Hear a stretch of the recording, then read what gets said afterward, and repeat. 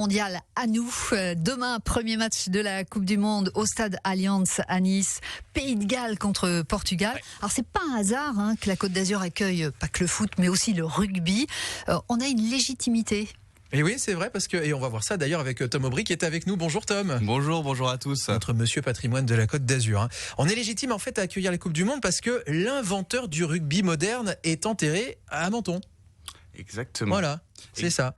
Mais c'est ça, en fait, on fait partie un peu de cette grande histoire du rugby. Et William Webb Ellis est, selon la légende, l'inventeur de ce sport mythique. C'est d'ailleurs le nom du trophée qui récompense le gagnant de la Coupe du Monde, la Webb Ellis Cup. Mais a-t-il vraiment inventé le rugby ? Pour le comprendre, il faut remonter dans le temps. Alors. William Webb Ellis était un étudiant au collège en 1823 dans la ville anglaise de Rugby.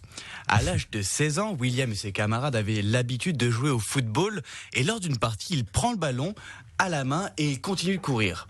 Le rugby voyait le jour il y a 200 ans grâce à William Webb Ellis. Il y avait carrément une chanson là-dessus, j'adore.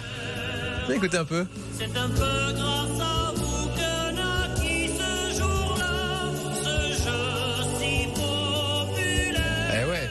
Donc Webb Ellis, apparemment inventeur du rugby. Mais Tom, tu avais quelques doutes sur cette histoire. C'est ça, et pourtant c'est l'histoire officielle selon l'organisation World Rugby qui gère l'ensemble du rugby mondial. Et en fait, à la fin du 19e siècle, une commission d'enquête est chargée de déterminer l'origine de ce sport.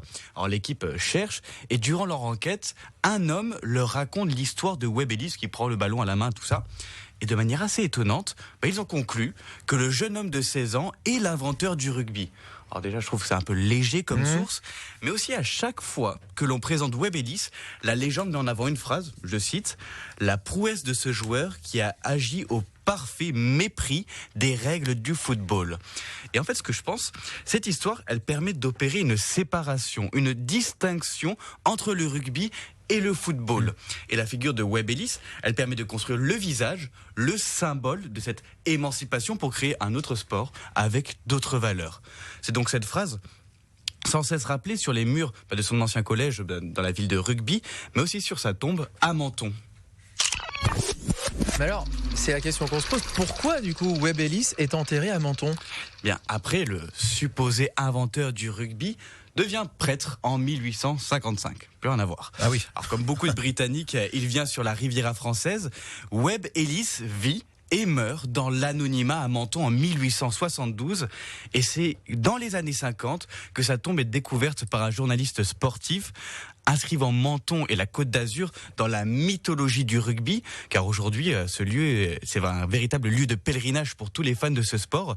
Et maintenant, vous savez pourquoi en ce moment, tout le monde vous parle de Webb Ellis et de Menton. Et tout le monde, justement, va se recueillir sur la tombe de Webb Ellis en ce moment. Bon, et puis demain, on y pensera forcément, puisqu'il y a notre premier match, c'est pas à Menton, mais à Nice, mais le premier match sur la Côte d'Azur pour cette Coupe du Monde. Merci en tout cas, Tom Aubry. Toutes ces histoires, vous les retrouvez aussi sur francebleu.fr et puis les réseaux sociaux, également avec Instagram. C'est l'historique